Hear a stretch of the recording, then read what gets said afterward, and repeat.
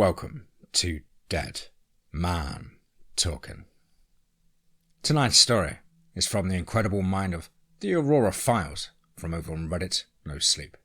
And as ever, please do let us know what you thought down below in the comments box. Please do like and share. It really does help build the channel and our community further. And why not hashtag TeamFEAR and DMT's Cryptid Crew. And so, with that aside, let's get into tonight's story, entitled The Sudden Deaths at Finch Ranch. Let's get straight into that. I'm not a rancher. I want to say that right now, because I know next to nothing about animals, about raising them, or anything. A few months ago, I was looking for work. My friend and his family are ranchers, and well, why not? I thought it would be an interesting work experience. I gave him a call and took him up on his offer. And now I feel scared and angry. I don't know why I feel this strange anger. It bubbles in my chest, makes my blood boil and my body tense. I can't get over how many times my body cracks every time I move. It feels like I am stranded at sea, sharks circling me and just waiting. Every now and then, one of them nudges the boat, reminding me that they're still there, that they can smell me. I guess I'm angry at the hopelessness of the situation. And the thing is, my first day, I was normal. Even my second. Carry this, follow me, hammer this, basic manual labor. And there's a lot to run in a ranch, especially one that works with sheep, cows, and even a few horses. I don't count the chickens. They don't cause that much trouble. But my thoughts are running in circles. I need to be more coherent, or I never will sort this out. Okay. My friend's name is Cade Finch. Not his real name, but I think that's for the best. Well, he's a great guy and has always looked out for me. His family is just as kind. And I was welcomed like a distant but beloved relative when we arrived on a ranch. Hugs, food, and some time to settle in before work the next day. And the Finch family consists of Aiden, the father, Rachel, the mother, Cade, Zoe, and Bradley, their kids. The next day, I was practically eager to pull on my freshly bought work boots. I didn't mind carrying heavy things or running back and forth. I was like a machine. I think I wanted to impress them at first, show them that I wasn't just city folk and that I could keep up. Only later did I realize that it's all about endurance, strength, and speed. When it comes later. That first night I joined the family by a fire Bradley had set up. Aiden was smoking a cigarette with coffee. He said he usually drank coffee and smoked after sunset because he didn't want to get up in the middle of the night. I'm not sure what that means. Well, what do you think of the work? Bradley asked me, staring into the fire. Well, that's good. I could get used to it. I smiled. And for a moment I wondered if I was just being polite or if I meant it. That's a lot of cows. How many do you have? 66, last I count. Cade answered. 65, Aiden corrected. Calf died while you were away. And Cade nodded simply. It was so matter-of-fact that I couldn't understand it. I would come to learn that animals dying on a ranch was bad, but not uncommon. Chickens especially. Cade explained this to me while Aiden went through a checklist of end-of-day chores with Bradley. Eventually, I just listened to them go through it while I stared across the plains. The barn, clean and locked. The windows, clean and locked. The one in the... I took care of it. It just needed a tightening. With those checks out of the way, we settled down. Not much talking, but we didn't need to speak. We all felt the same way, tired. We always made our way inside before it got too dark. The second day was much the same, although that's when the working pain started to set in. The only difference that I can think of is that we didn't need to feed the sheep. Bradley took care of it while Cade showed me how to steer the cattle on a horse. All in all, those were 2 good days. The third day began with a scream. Zoe's scream. I slept in the same room as Cade. We heard the screaming coming from outside. It was still dark out, the morning sun a ways off. We both jumped out of bed, put on our boots and rushed outside. Bradley was already outside. I could see him through the open door, dragging his sister back across the porch and inside. As soon as they crossed the threshold, Zoe's scream turned into crying. "I tried. I did," Zoe sobbed. I didn't want him to come." "Well, that's your own damn fault," Bradley snapped, throwing his sister aside once they were indoors. Zoe slumped on the floor. I think the landing hurt. It shocked her out of her crying for a moment. When she resumed, it was this pitiful weeping, broken up with, "I'm sorry," when she could get a lungful of speaking air. I felt scared and awkward. I wanted to go to her side, but Bradley looked furious, murderous. I don't know what she did, but she clearly regretted it. I just didn't know what to do. I was in the dark. "Who was it?" Kate asked calmly. "That Kevin guy from down the road," Bradley yelled. "Stupid bastard. Just wanted to roll in the hay, sis. Thought, what the hell? Let's go for it, right?" "No!" Zoe yelled. I tried to stop him. Just another poor fuck after a blowy from Zoe, yeah?" Bradley shouted over her. "Enough!" Aiden yelled behind us, making both Zoe and I jump. He was standing on the third step, spotting a wife beater and tightening his jeans. "Zoe, room, now! Now!" Zoe got to her feet and walked past me and her father. And while I made way for her, Aiden did no such thing, forcing her to sidle past and look him in the eye as she made her way up the stairs. When she was out of sight and her footsteps fading, I heard Rachel Finch comforting Zoe. I was feeling more and more awkward by the second. Aiden's eyes settled on mine. "Go to your room, son," he told me in his usually calm voice. It isn't your business." Not yet," Bradley muttered. "No, not yet." Aiden nodded sadly. "What's going on?" I asked, looking mostly at Cade. His eyes were on the ceiling, as if searching for the words. "What happened?" Aiden walked up to me, placed a hand on my shoulder, and directed me to the stairs before walking towards the open door. Bradley followed, and soon Cade did as well. Before he closed the door, he looked back at me. "Later, man," he said. Just stay inside. It's okay."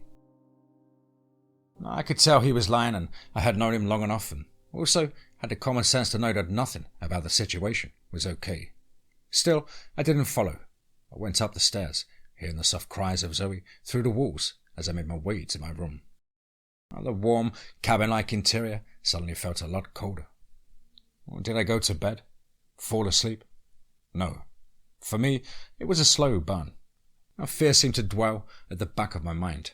Imagination built on it with each passing minute I didn't see or hear the other Finches. The more unsettled I became. I started biting my nails again, which I haven't done since I stopped smoking. My leg, I wouldn't stop shaking. The sun was rising above the horizon by the time they returned. I heard them down the stairs, so I walked down to see them. Bradley was missing, but Cade and Aiden were there. Aiden was smoking a cigarette, and Cade was chugging a large glass of water. The two looked tired, as if they'd worked a whole day already. "Are you getting any rest?" Aiden asked me. No. Thought not. We will keep it light today. Get ready and meet me at the sheep pen." Aiden clapped his hands together and rubbed them as he trudged towards the door. The mesh door clattered against the wall as he made his way outside. Cade rolled his eyes and walked with me back to the room. I was in disbelief. "What the fuck was that?" I hissed. Don't make a thing of it," Cade said. "That's normal around here, is all." "I don't know what it is all," I told him, speaking with his country accent. "What the hell happened?" Man, I don't know what to tell you," Cade said. As I got ready for the day, he tried to find the words. What came out was a mess of "I don't knows" and "just don'ts." "Hey, you know how cows sometimes just die?" Cade said hopefully. "No, Cade. I'm not a fucking rancher. Just tell me. There's no real reason they die. They just do. It's not like they're hungry or thirsty or have a disease or anything. They just stand one moment, a little weird sometime later, and then they keel over, dead. Why? Like I said, no real reason. It's like they get really, really scared, shocked. It disorientates them, messes with their system, and they just die. Like, scared to death? Seriously? It happens. Look it up. I did when the signal wasn't so spotty. Bovine stress syndrome, or bovine sudden death syndrome. I couldn't believe what I was reading. It was like reading that article about some people just spontaneously combusting. At least that was so rare it became a myth, but the cow thing, well, it wasn't that uncommon. While I helped on the ranch, I kept pushing to learn more. And what I learned was that it wasn't that uncommon on the Finch's ranch. In the past year alone, they had 12 such deaths, yet it didn't seem to just hit the cows. Sheep and horses as well, possibly the chickens, but again, they weren't sure about the chickens. Those things just died. It always happened at night. There was no telling which night. It just happened. Eventually, my questioning led me to ask what that had to do with last night. That's not only the cattle and the sheep that die at night, man, Kate said. Whatever does, it does it to people too. And as he said that, my eyes reached the middle distance. Where I saw a dancing flame, I saw a figure by a fire. Bradley. He stood there with a half-dismantled motorcycle I didn't recognize, tossing things into the flames and then picking up a shovel. The air around him warped with the heat haze. My heart pounded in my ears. Let's call it a day, Aiden said behind me. I didn't jump, but the beating of my heart stopped for a moment. Rachel's made some peach cobbler. It was a pretty scene. The dining room sat between the kitchen and the living room in this large open room. Afternoon light cascaded through the windows. White sheer curtains flowed in a slight breeze. The silence, the colours, the smells of nature, and the warm peach cobbler could do nothing to dispel the tension. You have enough, son? Aiden asked. He didn't care. Maybe he looked at me seriously, but he didn't take the question seriously. Yes, sir, I said. That's really good, Mrs. Finch. Thank you, Rachel Finch said kindly. She always wore a smile, but her eyes, they were tired. Aiden nodded, happy with the interaction, and took another slice. A few minutes later, the front door opened, and Bradley walked in. His hands were a mixture of colours from grease and dirt. He walked over to the kitchen sink to wash his hands, pulling a rag from his pants and using it to dry. Then Bradley sat down beside Zoe and took a slice of cobbler from the tray with his hands, using his other to catch any crumbs. His hands were still dirty, but to him they were clean enough. Zoe began. Aiden's jaw locked so fast and hard I heard it click. I saw it. And everybody stopped chewing at this. Rachel Finch's smile, it was gone, but the rest of her face was unchanged. She just stared at the tablecloth. Had his back to me, she continued. It's like a man, a grey man. Long, black hair and... Stop talking, dear, Rachel said. It seemed Mrs. Finch had as much control as Aiden in these moments. Zoe fell silent, her bottom lip shaking as tears pooled around her eyelids. She clamped her mouth shut tight, and a tear broke loose. I didn't see you, so you should be fine, Rachel said. How would you know? Aiden growled. I saw it too, Rachel said, meeting his eyes with equal ferocity. I'm still standing, ain't I? When did you see it? Months ago. I don't remember the time. Rach, why didn't you? There's no need to make a fuss. It only takes one, anyway. We don't know that for sure, Aiden said, slamming his fist onto the table. And with that, everyone but Aiden and I stood up from the table. I watched the four of them slide their chairs in and take their plates to the kitchen. All except Bradley, who walked back outside with cheeks full of peach cobbler. Aiden just shook his head and looked over at me. I must have looked funny to him because he smiled for a brief moment. "Raise your voice at the table and that's it," Aiden said, slicing his hand through the air as if cutting an invisible rope. "Puts a stop to fights before they start. Damn family books. She reads taught her that one." "It works, don't it?" Rachel said, stopping behind Aiden and squeezing his shoulder with her free hand. She looked over at me. "Don't worry, dear. Just don't go out at night, okay?" She kept her eyes on mine until I nodded. My leg was shaking again. I struggled to fall asleep that night. The sounds of the Finch home stopped my breathing at the time. When I heard something creak, I imagined the front door being pushed open. A soft touch somewhere in the darkness became a delicate footstep. Every sound was a monster, a grey creature with long black hair. It made me sweat, and the sweat made me itch. That whole bovine sudden death thing didn't apply to sheep or horses or people. There was no way that Cade found all of this normal, that the whole Finch family found it normal. It was fucking insanity. Yet once again, they treated it so normally, as if they were discussing bad weather or petty crime. Animals, sure, you can grow numb to that. But people? How many times would somebody have to die for that to happen? I wanted to go outside. It was like standing at the edge of a cliff and thought of jumping just pops into your mind. Only I wasn't doing something like jumping off of a cliff. I was looking out of a window, something normal. In saying that, I found myself out of bed and standing by the window, looking at the curtain. I hesitated for the longest time before my hand finally pushed the curtain far enough to give me some of the outside world to look at. The sky had painted the world midnight blue, the shadows and silhouettes of objects breaking it up into this distorted blue image of reality. I saw the barn. I saw the fences. I saw lumps and shapes of rocks, bushes, and maybe even sleeping animals. The world shifted slightly, slowly. Yet nothing outside moved. But the window did. Ever so slowly, it raised. I wanted to lower my eyes, my peripheral vision hinting at two specks at waist height. I backed away, my nature taking over as I lowered my eyes, but the curtain fell away just in time. Still, I saw the window frame silhouette through the curtain, and the hand that raised it. I was making a strange noise as if trying to speak, but my tongue, it was frozen. It was like gagging on words and on screams that so desperately wanted to escape my body. It was enough.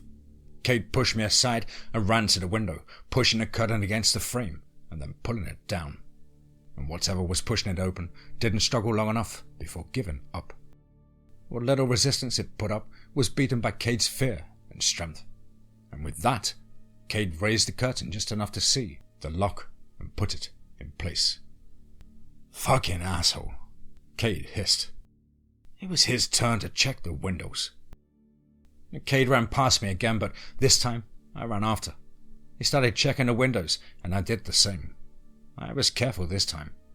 We made sure every single one was locked and in its place.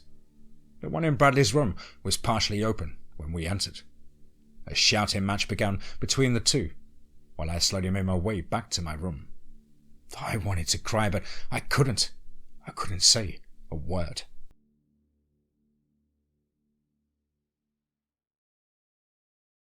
My voice came back that morning. I told Aiden today that I quit. I told him that this wasn't what I expected. He understood, and the whole family understood. I didn't have to wait another night. Cade drove me to the airport that day. I'm back in the city, back home, if you can call this crappy apartment home. But I don't feel safe anymore. And for the past 2 nights, I heard my windows rattle. I heard something outside my door. I didn't think anything of it at first. Maybe vibrations from active neighbors or possibly the wind. It was something normal. And today, I woke up to a scream. Outside my apartment, I saw the other tenants had gathered around my neighbor, dead at his door, key in hand and mouth agape. Emergency services were called, of course. The woman who had found him explaining the situation as they climbed the stairs. And before the body was taken care of, I asked one of the guys what happened to him. He told me they couldn't find anything immediately, so it could have been anything wrong with his system. A heart attack, a brain aneurysm, or they would run the tests. Not that they would ever tell me the results. That was the family's business, and I'm just a neighbor. Yet, sudden death so soon after returning home, I can't help but think I saw enough of the thing at the Finch's ranch. Not enough of it to kill me, but enough of it to follow me home. My windows rattle. I see shadows. My leg won't stop shaking. Oh, it wakes me up now with these strong spasms. And I don't know if this is the same thing, and I will probably never know, because there is only one way to find out what caused the sudden deaths at Finch Ranch.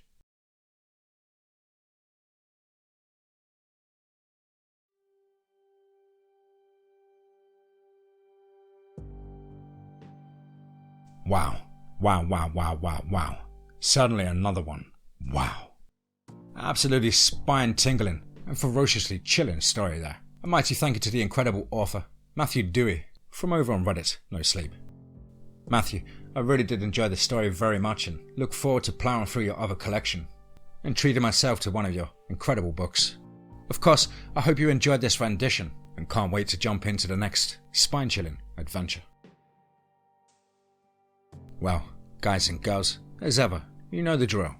Please do let me know what you thought down below in the comments box. Please do like and share. It really does help build the channel and our community further. And why not hashtag TeamFEAR and DMT's Cryptid Crew. Be sure to check out Matthew's incredible books, of which I'll leave the link to in the description box below. Show some love and support, and why not treat yourself or a loved one this Christmas to something that'll make the hairs on their arms stand on end. If you think you can pen a story packing that much punch, then please do get in touch with me at the contact email, which is as on screen. contactthedeadone@gmail.com. I really look forward to hearing from you. I hope you're all well and happy, guys, your friends and family alike, and you're staying fit and focused. But above all, remember, be safe, not sorry.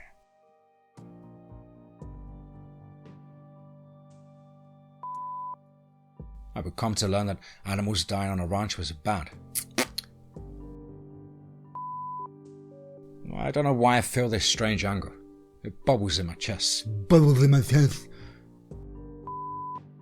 And when she was out of sight and her footsteps fading, I heard Rachel Finch, "Fuck off!" And whatever was pushing it open didn't struggle